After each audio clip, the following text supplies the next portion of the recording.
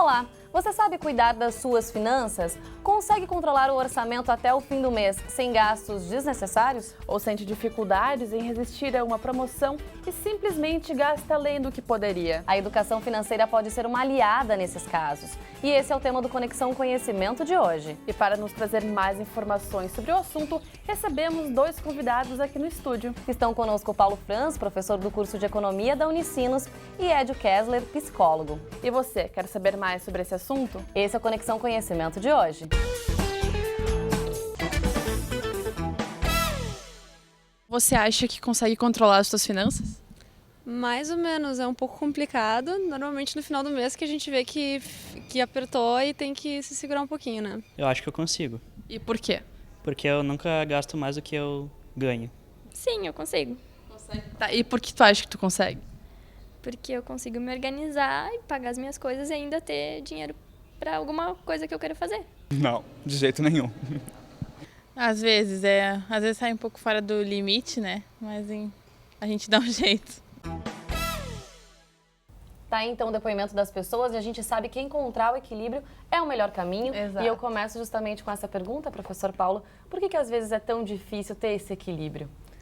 Olha, em termos de finanças, né, em termos do planejamento dos gastos, né, é extremamente importante as pessoas diferenciarem e terem claro para elas, né, aquilo que são os gastos correntes que elas têm que fazer, que são os gastos de manutenção, de alimentação, enfim, todos esses gastos que são mais ou menos fixos que a gente tem, com aqueles gastos que são gastos de valores mais elevados, né, e que normalmente quando a gente decide fazer esses gastos, a gente tem que ter muito claro a forma com que você vai pagar isso, né? Se vai ser financiado, se vai ser por meio de poupanças já estabelecidas, né? De tal maneira que, do ponto de vista do fluxo de pagamentos, você consiga pagar sem sobressaltos. Obviamente que isso exige, né, um certo conhecimento, né, daquilo que é o custo, né, de se fazer isso e dos benefícios, né? Poupar tem benefícios, se consome mais no futuro, né? Eventualmente consumir mais no presente tem um custo, que é o custo dos juros.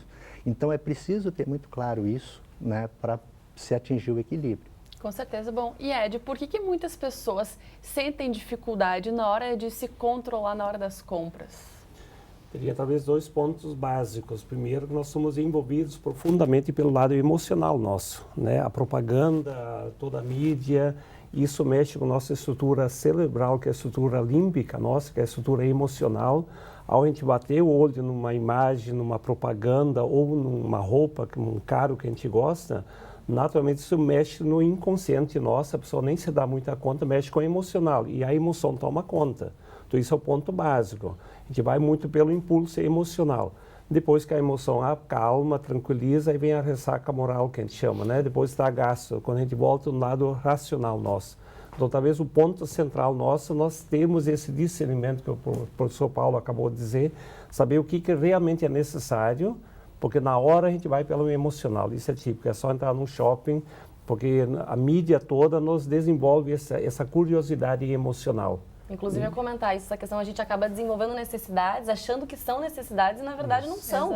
Assim, eu preciso dessa blusa, eu preciso desse sapato, eu preciso dessa bolsa. Porque a gente associa esse emocional nosso, justamente, isso nos dá um poder. Se eu estou com essa blusa, com esse carro, isso emocionalmente nos dá um status de poder. E quem não gosta de estar no poder, né? Estar representando um poder, talvez até muito falso, né? Por ter essa blusa ou essa camisa, esse sapato, representa que eu tenho poder. Mas esse emocional que mexe profundamente conosco, isso faz com que a gente faça qualquer loucura, posso dizer assim. A gente não calcula os gastos, se o meu salário corresponde ou não, se no final do mês vou ter ou não, porque o emocional é no momento presente. Naquela hora me dá uma emoção de prazer e de poder, eu gasto. Mas aquelas pessoas, enfim, bom, nesse mês estourei o orçamento, gastei muito no cartão de crédito, até fiquei com um pouquinho de ressaca moral, aí peso na consciência, aí chega o mês seguinte, faz a mesma coisa. Sim, porque essa ressaca moral, a hora que você entrou no racional, você calcula, você entra na dor, você sofre, você te arrepende, você te promete profundamente que não vai gastar mais. Mas num próximo momento você entra no emocional, e o emocional não tem esse tempo cronológico, dizer, no mês passado eu gastei tanto, esse mês não posso gastar e vou ter contas para pagar 6 ou 10 parcelas para frente. Então, nesse momento bate o emocional e o emocional é o momento presente. E nós agimos pelo emocional. E acontece uma questão importante, Bruno, essa questão do racional, né? As pessoas nem sempre percebem que se você toma uma dívida, né, que você vai pagar num determinado período, você, na verdade, está antecipando um gasto que você teria no futuro se a tua renda permanecesse estável. Né? Você teria esse poder de compra lá na frente, você está trazendo para hoje. Antecipar esse poder de compra, hoje, a gente paga um prêmio. O prêmio disso chama-se taxa de juros, que é um custo. E isso necessariamente, se a renda das pessoas não aumenta, né, o que vai acontecer é que você tem que reduzir consumo futuro para poder pagar essa diferença dos juros. Você obrigatoriamente tem que fazer isso. É que o difícil é fazer essa poupança, né? E guardando para lá na frente fazer a compra. Bom, tem aí o cartão de crédito, que é um grande vilão, com certeza, para muita gente. E, professor, mas ele é indicado em alguns casos a ser utilizado? Ou o senhor recomendaria assim, bom, não tenho cartão de crédito? Veja, qualquer forma de financiamento, ela tem que ser adequada ao tipo de bem que você está gastando e financiando. Por exemplo, você vai comprar um automóvel, você não vai comprar um automóvel com o cheque especial, você tem que comprar com um financiamento adequado para ele, de longo prazo, a taxa de juros adequada, o bem é uma garantia, né, que reduz os riscos para o emprestador, etc. Agora, no cartão de crédito, a gente pode comprar bens mais duráveis ou bens correntes. O que acontece se você usar o cartão de crédito para bens correntes, ele na verdade deve funcionar muito mais como um meio de pagar e não como uma forma de financiar. Por quê? Porque o juro é muito alto. Você não vai ir no supermercado comprar bens alimentares, por exemplo, e financiar a uma taxa de juro de 12%, 13%, 14% ao mês. Isso é completamente inadequado, ok?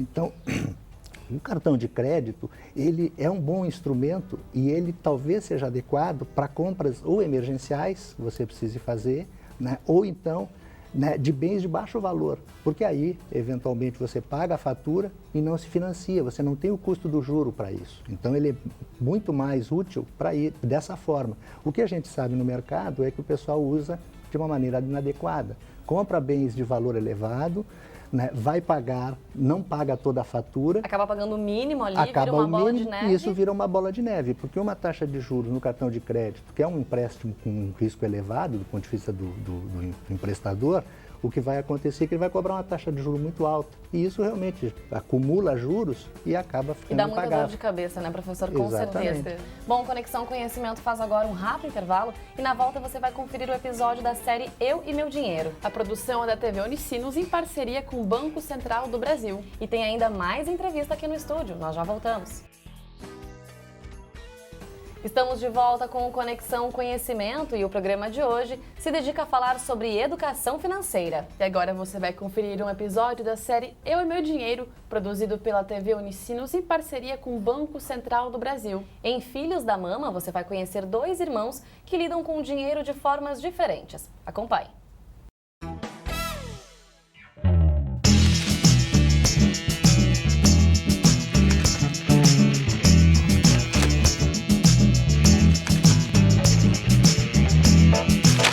Gabriel tá demorando. Esse frango tá ótimo. Liga no celular dele. Ah, deixa o Gabriel, mãe. Gabriel, eu tava preocupada. Senta aí pra jantar que tá esfriando. Tem uma surpresa. Opa, conta. Adivinhe? Arrumou um emprego no Japão. Não. Comprou um carro. Como é que adivinhou?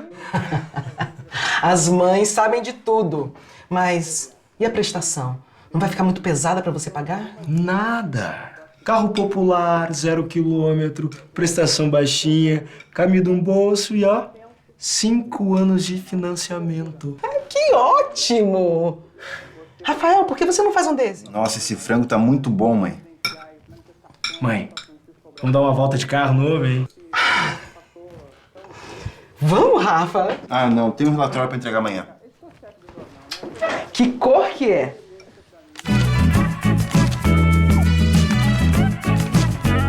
Olha o passarinho. Rafa, com esse dinheiro que você ganhou, você pode comprar o videogame que você tanto quer.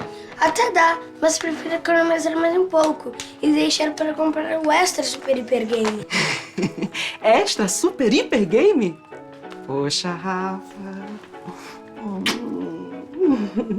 Gabriel, posso brincar aqui com você? Rafa, vem brincar com a gente. Agora não, vou fazer umas continhas.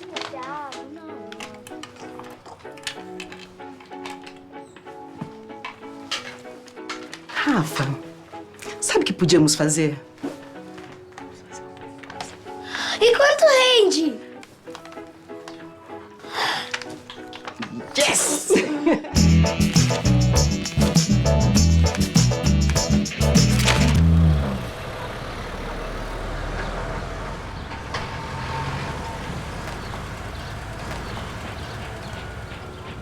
Entra aí, Rafa. Entra aí que eu te dou uma carona. Não precisa, cara, não quero que te atrapalhar. Não vai atrapalhar, meu. Entra aí que eu te levo. Você que tá então, né?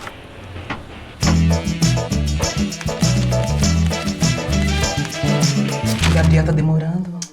É mesmo, né? Por que será, mãe? Liga no celular dele. Ah, mas daqui a pouco ele tá chegando. Ó. O que aconteceu?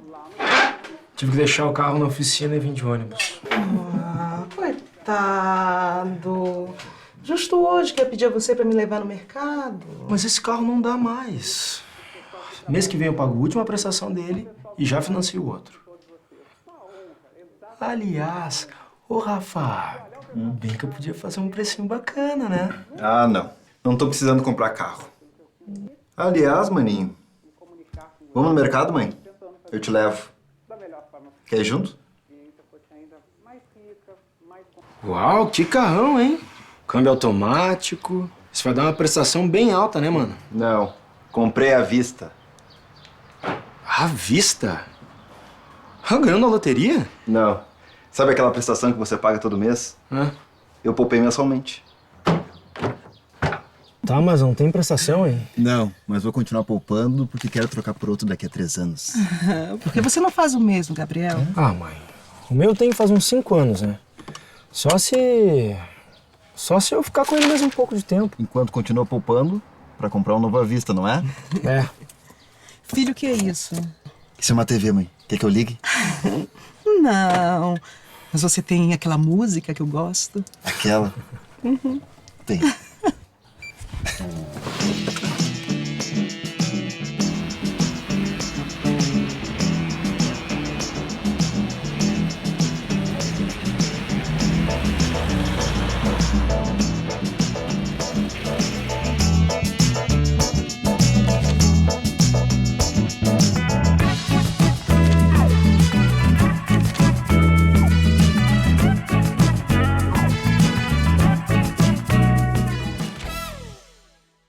Bom, nós voltamos aqui no estúdio com os nossos entrevistados. Eu gostaria que o Ed analisasse um pouco essa situação, né? Quer dizer, nós temos ali 2 irmãos, mas com formas bem diferentes de lidarem com o dinheiro. Um prefere pagar à vista, o outro prefere fazer prestações. Gostaria que o senhor analisasse.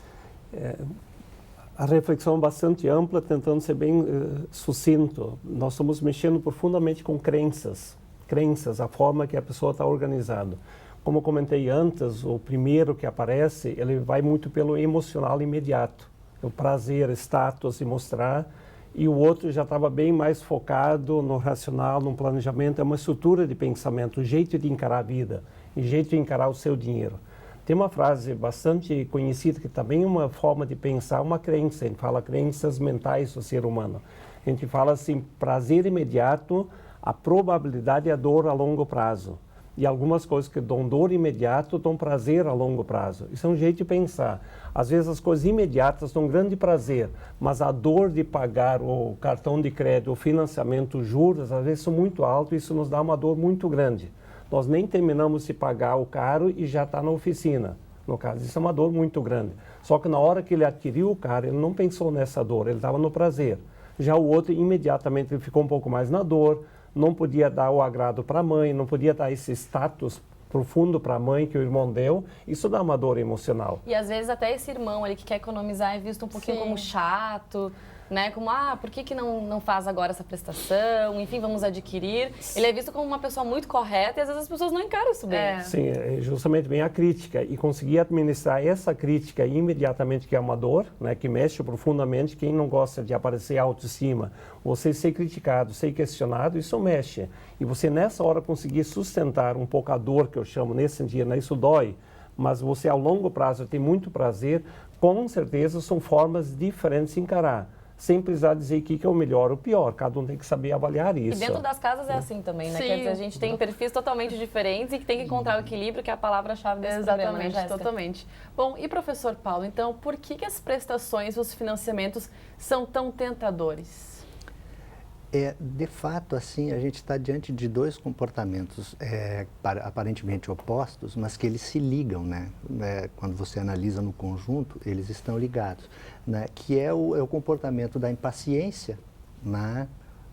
De um que não quer esperar até o futuro para conseguir o bem, e aquele que quer, e portanto quer antecipar esse prazer hoje, quer consumir hoje, né? E que naturalmente vai ter que encontrar alguém que não queira consumir hoje e que, portanto, abra mão da capacidade de consumir hoje para consumir no futuro e lhe entregue os recursos para isso. Você poderia imaginar ali no conjunto que um irmão, né, está emprestando para o outro de uma maneira indireta. Aquele que poupou, aplicou no sistema financeiro e vai ganhar juros, né?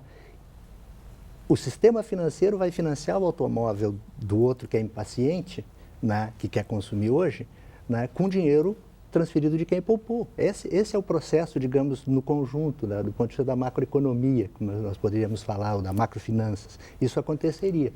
Então, a questão fundamental aí, né, do ponto de vista de finanças, é que quem antecipou o consumo, quem está disposto a pagar um prêmio por isso, tem que fazer algumas contas. Tem que estar claro para ele de que, por exemplo, um bem de consumo durável como o automóvel implica uma série de outros gastos associados, o combustível, a manutenção, o seguro, o imposto anual, etc. Ele tem que ter claro isso e tem que saber que isso vai entrar para o orçamento dele, ele tem que ter orçamento para suportar essas despesas associadas e ainda pagar a prestação. Se ele tiver essa capacidade, essa impaciência, na verdade, não chega a ser um problema. Da mesma maneira que a paciência do outro que poupou e vai comprar o carro no futuro, vai ganhar juros, inclusive, sobre o seu dinheiro poupado, né, e vai pagar e vai receber isso no futuro e consumir no futuro, né, são dois comportamentos distintos, mas que se casam na economia como um todo. Veja que há um grupo de pessoas que poupam, porque tem renda para isso, inclusive, né? E tem outro grupo que antecipa gastos. Isso é uma coisa mais ou menos de equilíbrio do ponto de vista macroeconômico. Imagine que se as pessoas só não gastassem, só poupassem, iria se vender para quem? Também não iria funcionar, né? Não tem que ter quem gaste, quem poupe. Então, acho assim, só para concluir, nenhum dos dois comportamentos é criticável ou elogiável por si só, né? Mas eles têm que obedecer uma racionalidade, né? Que é a racionalidade de quem deve ter a capacidade de pagar, né? Tá certo, professor. Bom, Conexão Conhecimento faz agora um rápido intervalo e na volta você vai conferir mais um episódio da série Eu e Meu Dinheiro. E tem mais entrevista aqui no estúdio, a gente já volta. Voltamos a apresentar o Conexão Conhecimento e o programa de hoje se dedica a falar sobre educação financeira. E agora a gente quer saber como repensar o orçamento de uma família sem fazer cortes drásticos. Acompanhe o episódio Piano ou Aninha da série Eu e Meu Dinheiro.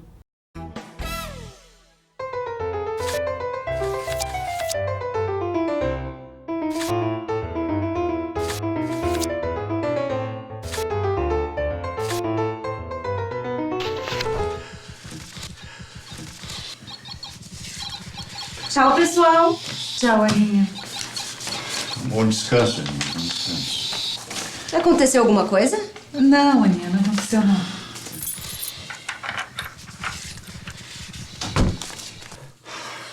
Não tem jeito, Suzana.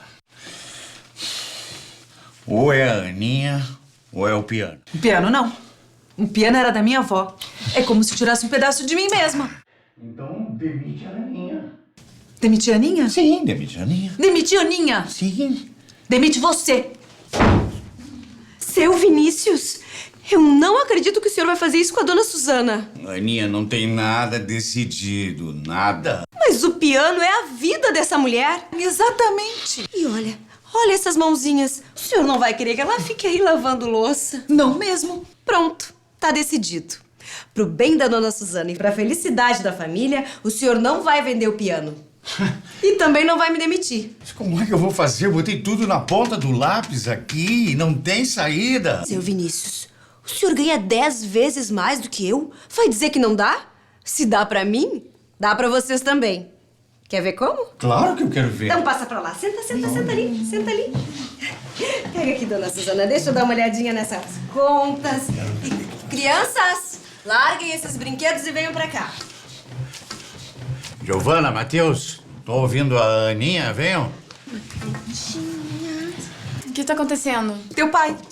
Ele quer vender o piano ou dispensar a Aninha pra controlar o orçamento aqui de casa. Mas eu não vivo sem a comida da Aninha. Melhor vender o piano. Ai, pai, vender o piano?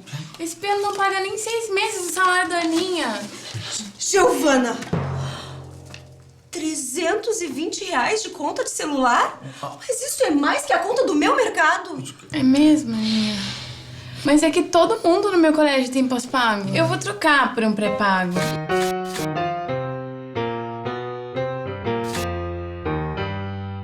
O meu já é pré-pago. Mas esse transporte pro colégio, 230 reais. Matheus, seu colégio é tão pertinho. Aninha, você prepara um sanduichão bem grande pra eu levar pra escola todo dia? Preparo. Valha e Deus, seu Vinícius! Olha aqui! É a parcela do carro. Seu Vinícius, nós vamos ter que dar um jeito nisso aqui. Mas eu não posso ficar sem o carrinho. Mas pode comprar o mais baratinho. Talvez assim um pouco mais velho.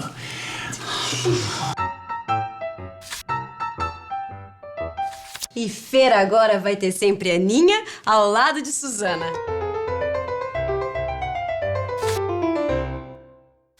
E amanhã mesmo eu volto a dar aulas.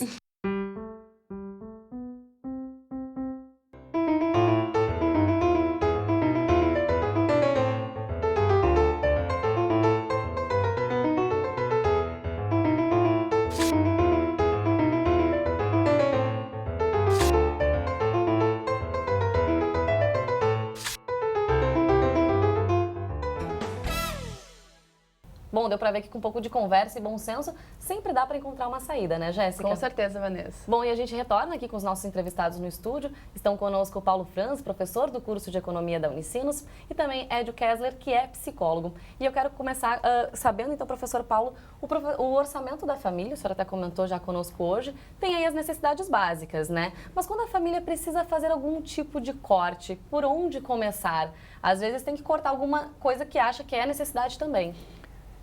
A questão do orçamento, ele é extremamente importante, o próprio episódio mostrou isso, né, por indicar que são escolhas que se faz, né? Por definição, a gente tem restrição de renda, todas as pessoas têm, né, restrição de renda, vai até um determinado ponto. Então, você tem que fazer escolhas. Né? O orçamento vai refletir essas escolhas. Quando o orçamento fica apertado, no fundo, o que tem que refazer? É redefinir os objetivos, redefinir as prioridades. Isso ele é muito importante. Ele é uma peça extremamente importante para orientar essa discussão e essa reflexão. Obviamente que, quando você executa um orçamento, há espaços para cortar. Ali o episódio mostra claramente isso. Né? Havia uma conta excessiva, né, de telefone, por exemplo. Você não precisa não ter o telefone, mas reduz a conta. Então, sempre há espaço. Obviamente que isso significa que as pessoas têm que ceder, que elas têm que renunciar a determinados objetivos. Mudar um hábito, né? Não mudar falar hábitos. Exatamente. Então, essa é uma questão importante. E o episódio mostra uma outra coisa que é muito, muito interessante, que é a questão do piano, né? O piano, ele é um bem de consumo durável se você só vai lá e toca nele. Agora, ele pode ser um bem que gere renda na medida em que você dá aula de piano, que é o que foi a pessoa... Então, o que aconteceu? A discussão levou a que não só se corte gasto, mas se descubra formas de aumentar a renda. De encontrar uma saída também. De encontrar uma saída. Então, é isso que é preciso observar nos orçamentos. Os orçamentos são, na verdade, peças de planejamento. Peças onde a gente manifesta desejos, vontades, necessidades, etc. Agora, é preciso executá-lo e controlar as coisas, né? Controlar esses gastos de tal maneira que eles sejam indicativos que você possa corrigir as coisas. Então, é uma peça extremamente importante do ponto de vista, né, do planejamento financeiro e do ponto de vista da educação com relação aos gastos e aos rendimentos das pessoas. Bom, ele falou também, então, em mudanças de hábitos que não são fáceis. E, Ed, então, eu quero entender, porque muitas pessoas acabam não aceitando ou têm uma leve resistência na hora de cortar um gasto de telefone ou de ir a pé para a escola em vez de van. Principalmente os filhos, né? Para entender que tem que fazer umas mudanças. Exato. Então, como lidar também com essa situação? Eu acho que é fundamental, porque mudar hábitos é sempre uma mudança, não é só ter uma vontade, implica fazer uma reorganização interna de valores, de costumes, de jeitos de ser. E quando a gente se acostuma com um ritmo de vida, um jeito de ser, sempre vem a sensação do cortar, e cortar implica perder, e ninguém quer perder, nós queremos sempre ganhar mais. Aí eu acho que o professor Paulo colocou muito bem, nós pensarmos juntos. Eu gostei muito do episódio quando ele reconecta, a família estava desconectada, cada um estava fazendo uma coisa e às vezes é necessário conectar todo mundo. Até para tomar consciência, né? Eu estou gastando, mas eu não sei o que está acontecendo, como é que está o orçamento da família, o que meu pai está ganhando, o que minha mãe está ganhando. Porque senão uma pessoa quebra a cabeça, se preocupa com todos e os outros não estão nem ali ou nem preocupados, ou às vezes nem sabem o que está acontecendo. Isso acaba até gerando outros problemas dentro da família, né? A ansiedade ficou muito nítido, né? Sabe, é uma ansiedade fortíssima que nós lidamos hoje com isso. A ansiedade é um fator fundamental, ou que interfere diretamente no nosso jeito de ser, nosso jeito de nos comportar, envolve profundamente o gasto. Nós gastamos muito pelo estado emocional, que já falei antes, alterado, essa ansiedade profunda. Então, esse conectar e envolver mais pessoas. E a gente fala muito em cenário de economia, justamente. Quando a gente tem um problema financeiro, você tem que encontrar alguém que seja muito bem. Foi justamente o caso, alguém que teve uma visão, alguém que sabe administrar. Não adianta eu lamentar com alguém que está pior do que eu, se não sei administrar meu financeiro. Consegue ali alguma orientação e colocar tudo na ponta do lápis também, né? Ter consciência realmente de todos os gastos, fazer uma tabela. Enfim, com todas essas dicas aqui que vocês deram, a gente tem mais episódios, além desses mostrados no programa de hoje, que podem ser conferidos lá no site cidadaniafinanceira.bcb.gov.br. Cada vídeo traz também um guia de discussão escrito, que é outra ferramenta para ajudar a promover debates aí sobre educação financeira, que pode ser usado em escolas também, que é tão importante as crianças desde o início terem essa consciência. E claro, as famílias, quem estiver passando por alguma dificuldade, né, desse tipo, né, Jéssica? A série tá bem bacana mesmo. Isso mesmo. Bom, muito obrigada pela presença de vocês, pelas informações. Até a próxima. Obrigada. Obrigado. E Conexão Conhecimento fica por aqui. Para conferir esta e outras edições, acesse o nosso canal youtube.com/TV Rádio Unicinos. Até o próximo programa. Tchau!